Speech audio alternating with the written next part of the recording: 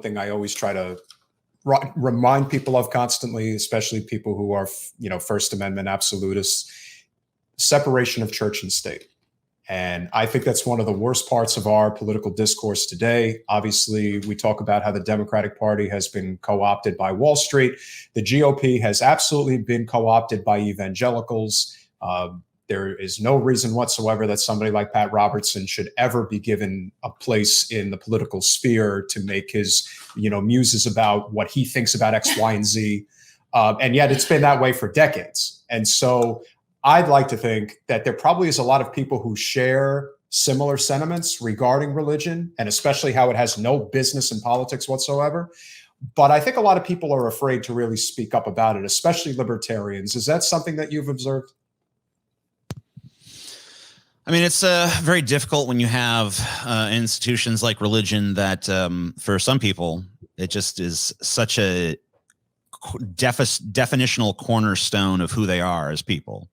They base their, family lives around it. They base their political beliefs around it. They base their personal beliefs around it.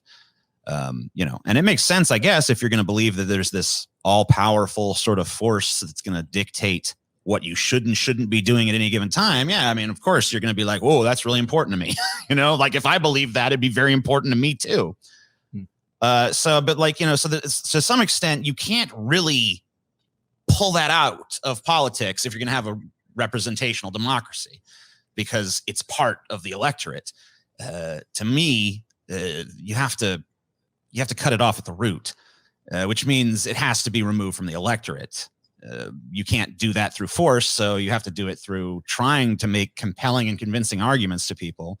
But in an age of post-truth, I don't know, it becomes ever more difficult, because it seems like people are willing to believe more and more irrational things, not less and less.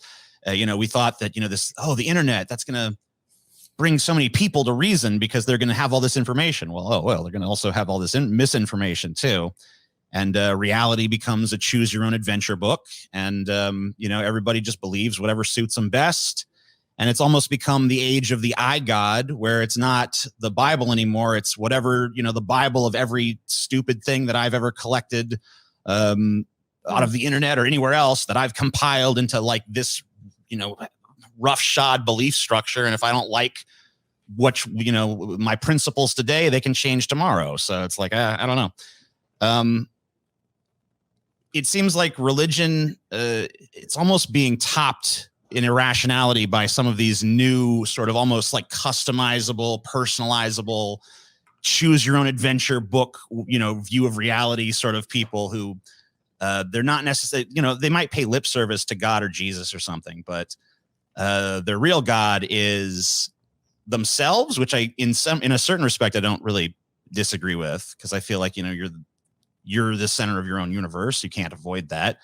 But to think that you can dictate the truth, to think that reality bends to your whim and that the truth is whatever you want it to be, whatever serves your interest in the moment, that seems to me like the bigger irrationality that's corroding democracy and destroying any sort of even prospect of viable discourse in this country.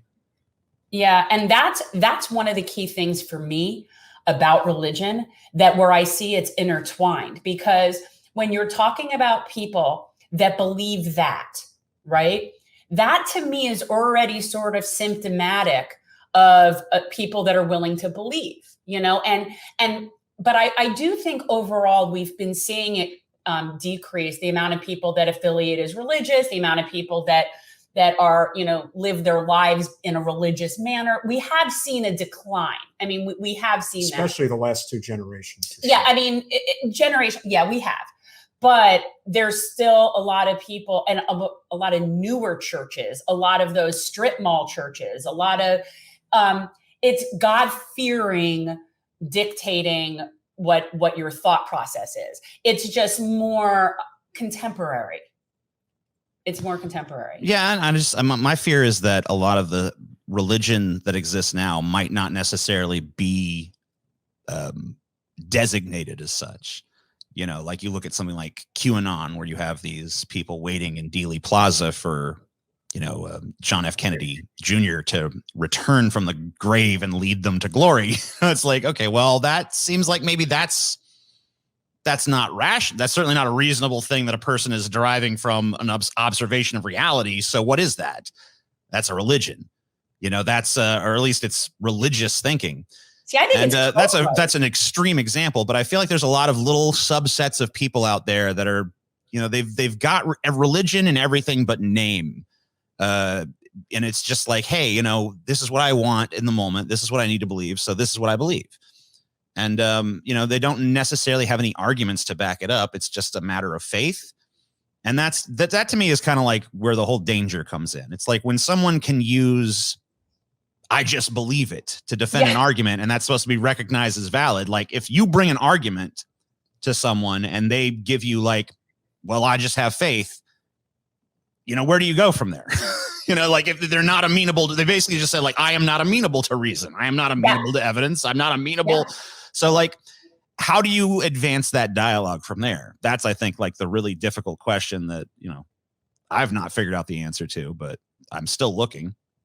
And I would still be, I would look back at something that happened not too long ago. If you remember, I think it was 12/21/12. There was a sect of Christianity that this like old bony leader guy was like, the world is going to end on 12/21/12 and the rapture will be here and Jesus will walk on water and all this, that, and the other thing. And it didn't happen. Oh my God. And I'm thinking there were a lot of people who were getting caught up with this thing, thinking that it was going to happen. And then what happened to dear leader? He went into hiding. And I'm thinking, did he probably just, Jen, there's your cue. Thank you. Yeah. Did he probably, did he make off with their money? There was a great Simpsons episode, I'm sure you remember, from, I think it was like 97, 98, The Movementarians, The Joy of Sect. That is one of my all-time favorite Simpsons episodes. And the way that they just lampoon, the hell out of, Simpsons. I guess they were doing it was like that scene out of Airplane where they're going, like all the religions in the airport kind of thing. And it just kind of crystallizes that there isn't rational thinking behind religion.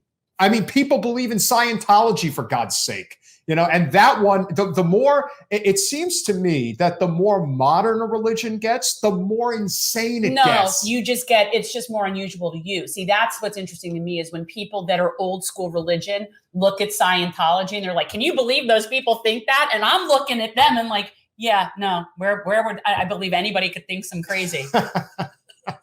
Yeah. Yeah, it's pretty wild. I mean, I don't know. I guess I can't properly relate to it, because like I said, I mean, I have my little things where like I might indulge in a little like contextually justifiable sort of irrationality while I'm playing a game of chance or something. But I don't really understand the people that would base their lives around that. And I mean, when I say I don't understand them, I don't mean I don't intellectually. I don't viscerally understand them on an emotional level. So it's like, yeah, so I try to talk to people who have been religious and gotten away from it. People who, but what I typically find is that the people who are like that were just hardcore indoctrinated when they were young. And it was just like a very, you're obliged to believe in this. And, as they grew older, they're like, oh, wait, I mean, there's another option. I don't have to believe in it. But then there's people who kind of just take to it like a duck to water. And I don't know, they seem to be more content to just, rationality. I don't care about that. But I feel like a lot of people who are, religious and then come out of it are people who are kind of like me, who are not really super prone to it and maybe just weren't in that situation where it was shoved into their brains really hard. Like there was people who talked to me about religion when I was growing up, but I didn't have particularly religious parents. They kind of, lip service to God kind of thing, but there was no regular church attendance or anything like that. So I wasn't hardcore indoctrinated into that belief. And so, pretty much as soon as I realized that it was not obligatory, and I dismissed it. And it was pretty a young age. So I guess that, I have trouble kind of relating to these people who are, religious. And I hear things like, well, they find comfort and all this. And just like, well, you could find comfort in a lot of delusions, right? I mean, like there's a lot of things you could convince yourself are true that would make you feel very good. Not a good reason to do them. Or maybe it is, because it seems like a lot of people live that way these days. Believe whatever they want to believe. Thanks for watching. If you want to support our mission to transform politics into service, please like this video, subscribe, follow us on social media, and consider joining our Patreon, where you'll get early access to our interviews as well as other exclusive content. Links are in the description. Peace out.